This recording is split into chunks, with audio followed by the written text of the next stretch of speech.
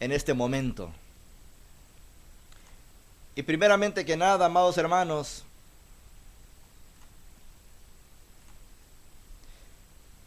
en este, en este instante quiero decirles algo muy interesante. Desde luego, hermanos, que muchos seres humanos en el mundo entero lo han analizado así, que Dios no existe. Y ese es el tema, Dios no existe. Pero ¿qué es lo que dice la palabra de nuestro Dios al respecto? Vamos a ir allá, amados hermanos, rápidamente a la palabra de Dios, allá a la carta a los Romanos en el capítulo 1, en el verso 20. Lo que dice ahí la palabra de Dios. Dice así, hermanos, porque las cosas invisibles de Él, su eterno poder y deidad, se hace claramente visible desde la creación del mundo, siendo entendidas por medio de las cosas hechas, de modo que no tienen excusa. Todo ser humano es creado a la imagen de Dios. Eso debemos de notarlo, amados hermanos y amigos, que todo ser humano somos creados a la imagen de Dios, con inteligencia, con un libre albedrío, con libres emociones, con estas facultades divinas, hermanos, puede y debe conocer y honrar a Dios. Si no lo hace, no tiene excusa. No tiene excusa porque la palabra de Dios bien aclara, bien nos dice que toda la escritura es inspirada por Dios y útil para enseñar, para redarguir, para corregir. ¿A quiénes? A cada uno de nosotros los seres humanos. Hermanos,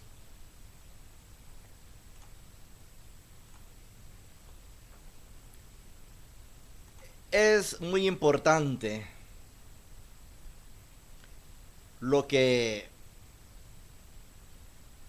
notamos aquí, lo que el ser humano dice. Debemos de analizar especialmente lo que la palabra de Dios nos dice al respecto si Dios existe o no. Desde luego, hermanos, que sí existe. Desde luego, el incrédulo no es sincero para empezar. No lo digo yo, lo dice la palabra de Dios. Allá en Salmos, en el capítulo 14, en el verso 1, dice la palabra de Dios: el hombre necio dice en su corazón, no hay Dios. Hermanos, exagerada insensatez que el hombre se atreve a cuestionar al creador del universo. Romanos en el capítulo 9, en el verso 20, nos dice el apóstol Pablo: mas antes, oh hombre, ¿quién eres tú para que alterques con Dios? ¿Dirá el vaso de barro el que lo formó, ¿por qué me has hecho así? Sin embargo, yo quiero aclarar en esto. Es necesario, hermanos, estudiar y enseñar este tema para el beneficio de los que sinceramente quieren entenderlo. Y hoy en esta ocasión vamos a estar viendo el primer punto. El argumento del incrédulo acerca del sufrimiento es que la benevolencia de Dios no puede armonizarse con una tierra llena del sufrimiento. En primer lugar, recuérdese que Dios no creó la tierra como un hogar permanente del hombre. Lo que sí sabemos y debemos de analizar es lo que dice segunda de Pedro capítulo 3 en el verso 10. Pero el día del Señor vendrá como ladrón en la noche, en el cual los cielos pasarán con gran estruendo, y los elementos ardiendo serán deshechos, y la tierra y las obras que en ella hay serán quemadas. La Biblia no enseña que este mundo es un lugar ideal o un paraíso. El huerto del Edén sí era un verdadero paraíso, pero Dios creó al hombre con libre albedrío. Recordemos lo que sucedió con Adán y Eva. Usaron su libre albedrío para escuchar a Satanás y en vez de escuchar a Dios. Y cuando escucharon a Dios, ellos fueron engañados por él. Y su pecado cambió ese estado perfecto. Miramos ahí en la palabra de Dios en el Antiguo Testamento, en Génesis capítulo 3, en el verso 17 al 18. Maldita será toda la tierra por tu causa. Con dolor comerás de ella todos los días de tu vida. Espinos, cardos te producirá, y comerás plantas del campo. Esta consecuencia del pecado es la fuente de mucho sufrimiento. Muchos piensan al respecto al tema: Dios no existe. Pero ¿qué es lo que dice la palabra de Dios? En Gálatas capítulo 6, en el verso 7. No os engañéis, Dios no puede ser burlado. Pues todo lo que el hombre sembrare, también eso segará. En este principio de vida ineludible, en el mundo está lleno de hombres deshonestos, crueles, injustos, borrachos, pleitistas, etcétera, etcétera, etcétera. Y sus pecados, hermanos, causan gran sufrimiento.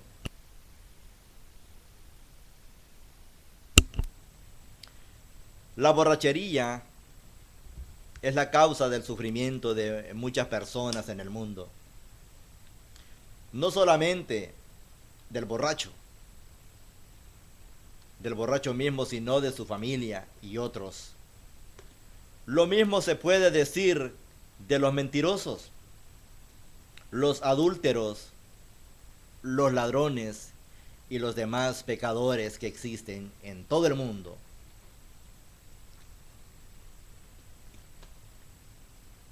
Pero no solamente tales pecadores sufren ineludiblemente. Muchas personas inocentes sufren las consecuencias del pecado de otros.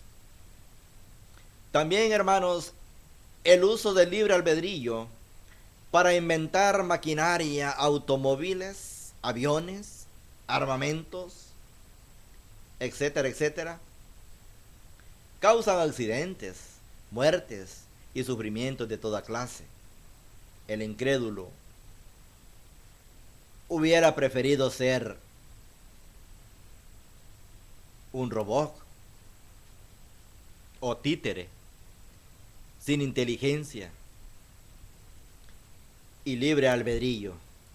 Hay que ser sinceros, en gran parte del sufrimiento en este mundo es la consecuencia del libre albedrío.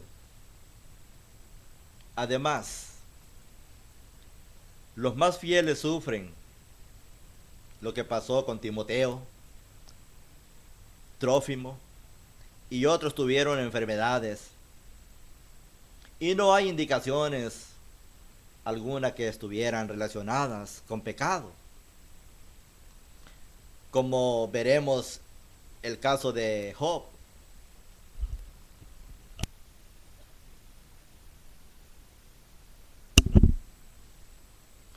Job era un hombre perfecto, era un hombre recto. Note lo que dice allá en Job capítulo 1, en el verso 1.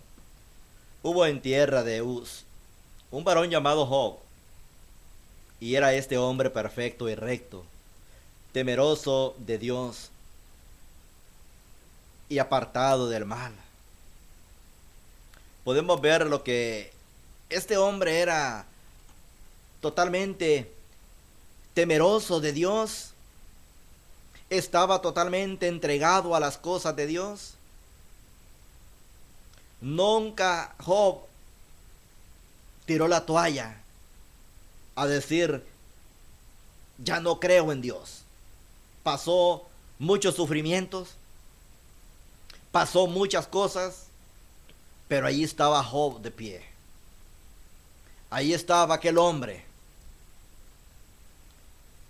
Imagínense, hermanos, pero perdió sus posesiones materiales, perdió a sus hijos, perdió su cuerpo, estaba afligido con una sarna maligna desde la planta del pie hasta la coronilla de la cabeza. Job capítulo 2 en el verso 2 al verso 7 dice que aún su propia esposa se rebeló contra él. Y su sufrimiento no era tan severo que dijo, ¿por qué no morí en la matriz o expiré al salir del vientre? ¿Hasta qué grado llegó Job por todos los problemas que él estaba pasando? Tenía tres amigos que le acompañaron en su sufrimiento, pero insistían en que sufría por causa de pecado en su vida. Allá en Job capítulo 11 en el verso 6 dice, Dios te ha castigado menos de lo que tu iniquidad merece. Pero aunque Job, hermanos, se desanimó mucho, él persistió en defender su rectitud y no aceptó las acusaciones de sus amigos. También le recordó que prosperarán las tiendas de los ladrones y los que provocan a Dios viven seguros en cuyas manos Él ha puesto cuanto tienen. Job en el capítulo 2 en el verso 6. Encontramos ahí lo que a Job le sucedió. Por un momento Job pensó que ya no podía hacer nada. Note lo que dice Job capítulo 12 en el verso 6. Prosperarán las tiendas de los ladrones y los que provocan a Dios viven seguros, en cuyas manos Él ha puesto cuanto tienen. Hermanos, sobre este punto recuérdese Juan capítulo 9 en el verso 1. Jesús no aceptó que el hombre hubiera nacido ciego debido al pecado de alguien. Job en el capítulo 19 en el verso 25, en medio de su sufrimiento, Job expresa su fe y su esperanza en la venida del Redentor. Y él decía estas palabras, yo sé que mi Redentor vive y al fin se levantará sobre él polvo. Los cristianos son perseguidos. Mateo capítulo 5, hermanos, en el verso 6 al 2, en el verso 11 al 12 dice la palabra de Dios, bienaventurados los que padecen persecución por causa de la justicia, porque ellos es el reino de los cielos. Bienaventurados sois cuando por mi causa os vituperen y os persiguen y digan toda clase de maldad contra vosotros, mintiéndonos. Hermanos y amigos que están escuchando, me es para mí una gran alegría al disertar ese tema para cada uno de ustedes y al darme cuenta que hay mucha gente que está engañada, que muchos dicen que el Hijo de Dios iba a venir en el año 2000 y que ya van 15 años de eso y que todavía no ha venido. Pero no se dan cuenta, amados hermanos, que Dios no retarda su promesa como algunos la tienen, por tardanza. Si el mundo os aborrece, dice la palabra de Dios, sabed que a mí me ha aborrecido antes que a vosotros. Si fueres del mundo, el mundo amaría lo suyo. Pero porque sois del mundo, antes yo os elegí del mundo. Por eso el mundo os aborrece. El dicho típico del incrédulo es: si yo tengo a Dios en mi corazón. Ese es el dicho típico de aquella persona que cree que hay un Dios y que existe un Hijo de Dios, pero hasta ahí nada más. Déjenme decirles que eso no es suficiente. Eso es como que dijera que Dios no existe.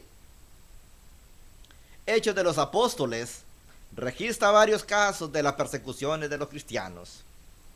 En Hechos capítulo 14, en el verso 22 dice: es necesario que a través de muchas tribulaciones entremos en el reino de Dios. Timoteo 3:12. Segunda de Timoteo capítulo 13, en el verso 12 dice: y también todos los que quieren vivir piadosamente en Cristo Jesús padecerán persecuciones. Los beneficios del sufrimiento son muy importantes. ¿Por qué permite Dios que los cristianos sufran? ¿Los hemos hecho esa pregunta, hermanos? Notemos lo que dice la palabra de Dios allá en Hebreos capítulo 12, en el verso 5 al 7. Dice así: y habéis ya olvidado la exhortación que como a hijos se os dirige, diciendo: hijo mío, no menospreciéis la disciplina del Señor, ni desmayéis cuando eres reprendido por Él. Porque el Señor al que ama disciplina y azota a todo aquel que recibe por hijo. Si soportáis la disciplina, Dios os trata como a hijos, porque ¿qué hijo es aquel a quien el Padre no disciplina? Hebreos 10:32. Pero traed a la memoria los días pasados, en los cuales después de haber sido iluminados, sostuvisteis combate de padecimiento por una parte, ciertamente con vituperios, tribulaciones, fuisteis hechos espectáculos, y por otra, llegaste a ser compañero de los que estaban en una situación semejante, porque de los presos también os compadecisteis, y el despojo de vuestros bienes sufristeis con gozo, sabiendo que tenéis en vosotros una mejor y perdurable herencia en los cielos. No perdáis pues vuestra confianza, que tiene grande galardón, porque os es necesario la paciencia, para que habiendo hecho la voluntad de Dios, obtengáis la promesa.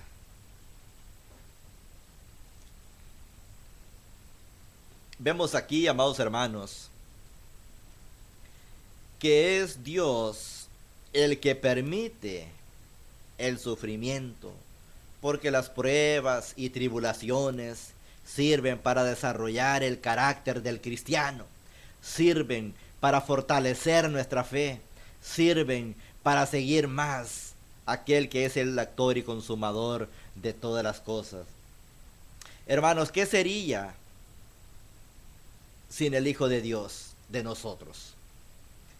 Vayamos allá a Romanos capítulo 5, en el verso 3 al 5 dice: y no solo esto, sino que también nos gloriamos en las tribulaciones, sabiendo que las tribulaciones producen paciencia, y la paciencia prueba, y la prueba esperanza, y la esperanza no avergüenza, porque el amor de Dios ha sido derramado en nuestros corazones por el Espíritu Santo que nos fue dado. Qué lindo es, amados hermanos, cuando vemos aquí, podemos analizar lo que la palabra de Dios nos exhorta y nos anima a poder seguir adelante. Dice primeramente que nada que debemos de ser pacientes. Y después de la paciencia, amados hermanos, dice que hay una gran esperanza. Esa esperanza no dice cuándo, pero sí hay una gran esperanza en aquel día. Yo lo pienso así, amados hermanos, esa gran esperanza es en aquel día cuando Dios decida a mandar a su Hijo a levantar a su pueblo. De esa esperanza debemos de estar todos conscientes, a no tirar la toalla, a no retroceder, a siempre estar con la mano puesta en el arado, para mirar para atrás, ni para tomar impulso, porque es necesario, amados hermanos, que nos vengan las tribulaciones. Y por eso, hermanos, hoy en esta tarde yo les animo a cada uno de ustedes que es muy importante estar escudriñando la palabra de Dios, no solo un día de reunión como un día miércoles, como un día jueves, o como un día domingo en la mañana, o como el domingo en la tarde. No, ese no te hace cristiano. Hermanos, ese no los hace más cristianos. El buen cristiano es aquel que medita constantemente en la palabra de Dios y se hace la gran pregunta: ¿qué es lo que Dios quiere de mí? Déjame decirte algo, amado hermano. Lo que Dios quiere de ti y de mí es que cada día podamos ser a la imagen y al carácter del Hijo de Dios. Dios quiere que sigamos las pisadas de su Hijo. Dios quiere que sigamos los consejos de su Hijo. Dios quiere que seamos como su Hijo. Dios quiere que andemos como su Hijo. Dios quiere que miremos a todos nuestros prójimos como Cristo los miró. Eso te hace cristiano. Pero reunirte el miércoles, los jueves y los domingos no te hace cristiano. ¿Sabes por qué? Porque muchos lo hacen solo por salir del compromiso y no tienen una responsabilidad completa delante de Dios. Es una adoración totalmente vana. Ten cuidado, amado hermano. No vaya a ser que te estés engañando a ti mismo. Me da gusto al saber lo que dice la palabra de Dios allá en Santiago, capítulo 1, en el verso 2 al 4. Hermanos míos, tened por sumo gozo cuando os halléis en diversas pruebas, sabiendo que la prueba de vuestra fe produce paciencia. Mas tenga la paciencia su obra completa, para que seáis perfectos y cabales, sin que os falte cosa alguna. Hermanos, aquí este pasaje nos exhorta a la palabra de Dios, que dice que debemos de anhelar ser perfectos. La palabra cabales es que debemos de ser con una rectitud totalmente al 100. Dice, si andamos en todo eso, no nos va a faltar ninguna cosa. Siempre lo que deseamos y queramos, siempre Dios lo va a proveer. Pero ¿cómo? Cuando seamos cabales delante de Él, no engañándonos a nosotros mismos. Recordemos que a Dios no se le puede engañar. Note lo que dice la palabra de Dios allá en 2 de Corintios, capítulo 12, en el verso 7 al 10. Y para que la grandeza de las revelaciones no me exaltase desmedidamente, me fue dado un aguijón en mi carne, un mensajero de Satanás que me abofeté para que no me enaltezca sobremanera. Respeto a lo cual 3 veces he rogado al Señor que lo quite de mí, y me ha dicho, bástate de mi gracia, porque mi poder se perfecciona en la debilidad. Por tanto, de buena gana me gloriaré, más bien en mis debilidades, para que repose sobre mí el poder de Cristo. Por lo cual, por amor a Cristo, me gozo en las debilidades, en afrentas, en necesidades, en persecuciones, en angustias, porque cuando soy débil, entonces soy fuerte. ¿Ha pasado usted por alguna prueba, amado hermano? Alguien se le ha presentado y lo ha humillado con decirle que Dios no existe. Déjeme decirles algo. No sé si a usted le ha pasado esto, pero cuando a alguien usted le toca la puerta y usted trata de introducir el mensaje de salvación, tal vez no le ponga interés, o tal vez le dice que no, que ella tiene su propia religión, o tal vez le dice que no cree en las religiones, o tal vez le ha dicho que no cree en Dios. ¿Cómo se ha sentido usted? ¿Se ha sentido triste? ¿Se ha sentido alegre? ¿Se ha sentido que ya no quiere seguir las pisadas del maestro? Pregúntese, ¿cómo se ha sentido usted? Como seres humanos, déjenme decirles que nos vamos a sentir pues tristes, desanimados, sin deseos de seguir adelante. ¿Por qué? Porque somos de carne y hueso. Pero recordemos lo que hizo Jesucristo allá en el monte Getsemaní. ¿Saben qué fue lo que hizo? Él subía a aquella montaña altísima para pedirle al Padre que le diera las fuerzas, que le diera la fortaleza, que le diera el ánimo. Si bien recordamos, amados hermanos, Él dijo las últimas palabras, dice: Señor, Padre Celestial, permíteme pasar este trago. Hermanos, y también por un momento Jesucristo se sintió solo. Se sintió tan desesperado que por un momento pensó que Dios lo había desamparado de una manera por completo. Pero ahí estaba Dios. Él quería ver qué tan fuerte y valiente era su hijo. Así es. Así también Él quiere ver en cada uno de nosotros, a ver qué tan fuertes somos. ¿Qué dice la palabra de Dios allá en Josué? Que no se aparte este libro ni a diestra ni a siniestra, y Él estará.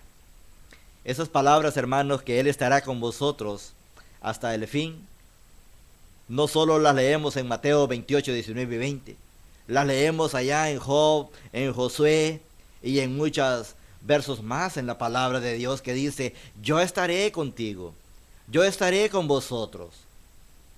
Dice: sé fuerte y valiente.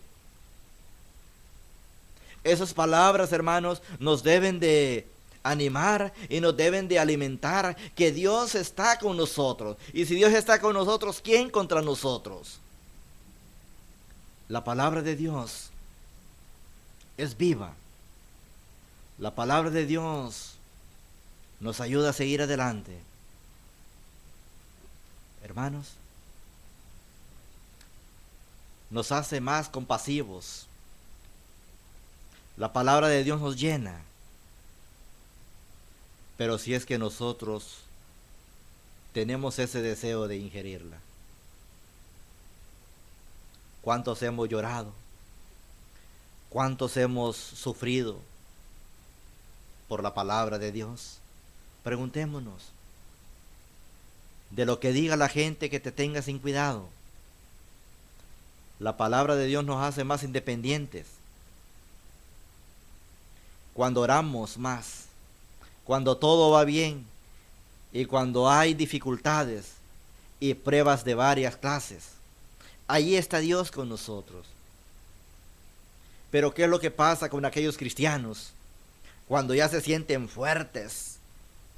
Se sienten todos robustos como un árbol de roble. ¿Qué es lo que pasa con muchos cristianos en el mundo? Porque ya se sienten que lo saben todo. Dice, deja de orar, deja de servir al Señor, deja de servir a los hermanos, deja de estar activo en la iglesia, porque se cree superior a los demás. Y déjame decirte, amado hermano, que si lo has hecho de esa manera, has cometido un grave error. Mira lo que dice la palabra de Dios allá en Salmos 18, 4 al 6. Me rodearon ligaduras de muerte y torrentes de perversidad. Me atemorizaron ligaduras del Seol. Me rodearon, me tendieron lazos de muerte. En mi angustia invoqué a Jehová y clamé a mi Dios. Él oyó mi voz desde su templo, y mi clamor llegó delante de él a sus oídos. Antes que fuera yo humillado, descarriado andaba. Mas ahora guardo tu palabra. Bueno me es haber sido humillado, para que aprenda tus estatutos. ¿Qué es lo que dice, hermanos, la palabra de Dios? Me imagino que usted lo ha leído unas y otras veces. Lo que dice allá en Santiago capítulo 5 en el verso 13. ¿Está alguno entre vosotros afligido? Haga oración, hombre. Si no cuesta nada. Todo es gratis. Orar no cuesta nada. Lo que cuesta es lo que hacemos. Y lo que no cuesta, no queremos hacerlo. Hermanos, nos hace anhelar en el hogar celestial. Note lo que dice la palabra de Dios allá en Hebreos capítulo 11, en el verso 14 al 16. Porque los que esto dicen claramente dan a entender que buscan una patria. Pues si hubiese estado pensando en aquella de donde salieron, ciertamente tenían tiempo de volver, pero anhelaban una mejor, esto es celestial. Por lo cual Dios no se avergüenza de llamarse Dios de ellos, porque les ha preparado una ciudad. ¿Cuántas personas, hermanos, se avergüenzan de ser cristianos? ¿Cuántas personas se avergüenzan de decir que son cristianos y que se congregan en la iglesia de Cristo, en la iglesia del Señor? ¿Qué dice Romanos capítulo 8 en el verso 18?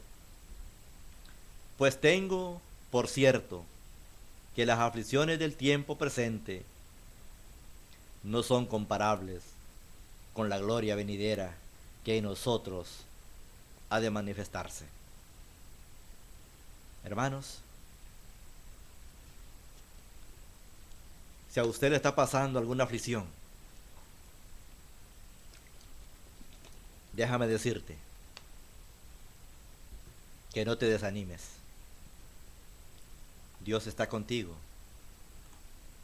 Dios está esperando para que Él crezca. Así es que yo termino con esto, amado hermano. A lo mejor usted se estará preguntando, ¿qué puede hacer usted para enfocarse más a lo que Dios le tiene preparado? Hay 3 razones por las cuales usted tiene que prepararse. Y esas 3 razones son muerte, entierro y resurrección. En pocas palabras, en Cristo Jesús tenemos la esperanza. Si no has pasado por esas 3, yo te invito hoy en esta tarde que lo tomes a cuenta. Es muy cierto que Dios tiene todo poder. Igualmente es Dios de amor. pero debemos usar la inteligencia que Dios nos da para reconocer y respetar el propósito de Dios. Dios creó al mundo y creó al hombre a su imagen, para preparar a un pueblo especial, un pueblo imitador de Dios, un pueblo que ama a Dios de todo el corazón y quiere estar con Dios eternamente en el cielo. Por eso, amado hermano y amigo, este mundo está lleno de pruebas que son necesarias para llevar a cabo ese plan divino. Desde luego, el incrédulo no respeta este plan de Dios, solamente quiere altercar con Dios por las consecuencias de su rebeldía. Será horrible en extremo. Note lo que dice la palabra de Dios, amados hermanos.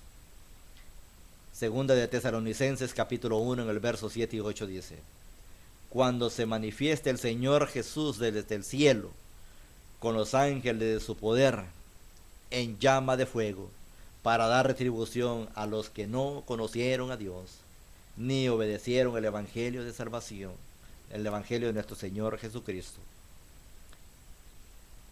Ahí será, ese día, amados hermanos, será el lloro y el crujir de dientes. Pero no quiero terminar este mensaje sin antes hacer la invitación a cada uno de mis hermanos y amigos que están conectados por medio de la radio cristomifortaleza.com con el espacio Buscando a Jesús. Hay 5 opciones la que usted debe de obedecer. Dice la palabra de Dios que debo de hacer para ser salvo. La primera que debe de hacer el ser humano es: por cuantos todos pecaron y están destituidos de la gloria de Dios. Todos hemos pecado en alguna ocasión. Romanos capítulo 10 en el verso 17 dice la palabra de Dios: así que por el oír, y el oír por la palabra de Dios. El ser humano debe de creer. Marcos 16:16 dice la palabra de Dios: el que creyere y fuere bautizado, este será salvo, mas el que no creyere será condenado. Dice también que debemos de arrepentirnos. Allá en el libro de Lucas, en el capítulo 13, en el verso 5 dice la palabra de Dios: os digo, no antes, si no os arrepentéis, todos pereceréis de igual forma. También dice que debemos de confesar nuestra fe en el Hijo de Dios. Romanos 10:10 dice la palabra de Dios: porque con el corazón se cree para justicia, pero con la boca se confiesa para salvación. Dice la palabra de Dios: Pedro, por primera vez en toda la historia, predicando el mensaje de salvación con toda su pureza. Ninguno antes había predicado como Pedro. Allá en Hechos capítulo 2, en el verso 38, dice la palabra de Dios: Pedro les dice: arrepentíos y bautícese cada uno de vosotros en el nombre de Jesucristo, para perdón de los pecados, y recibiréis el don del Espíritu Santo. Dice la palabra de Dios que debemos de perseverar hasta el final. Apocalipsis capítulo 2, en el verso 10, así dice: sé fiel hasta la muerte y yo te daré la corona de vida. Y por último, hermanos, y el mensaje suyo, Santiago capítulo 5 en el verso 16 dice la palabra de Dios: confesad vuestras ofensas los unos a otros y orad unos por otros para que seáis sanados. La oración eficaz del justo puede mucho. Si usted está en necesidad hoy en esta tarde de ser añadido a la iglesia del Señor por medio de ser bautizado, podremos ayudarle. Sabe que la distancia no existe para el Hijo de Dios. Donde quiera que usted se encuentre, busque a la iglesia de Cristo más cercana. Póngase en contacto por medio de la caja del chat de Radio Cristo Mi Fortaleza. Podremos asistirle. También, amado hermano, hermana, si usted se ha dado cuenta que no está viviendo una vida agradable delante de los ojos de Dios, podremos ayudarle. Podremos restaurar su vida. Póngase a cuenta con Dios. ¿Sabe por qué? Hoy podemos estar en este espacio. Más tarde o mañana no sabemos.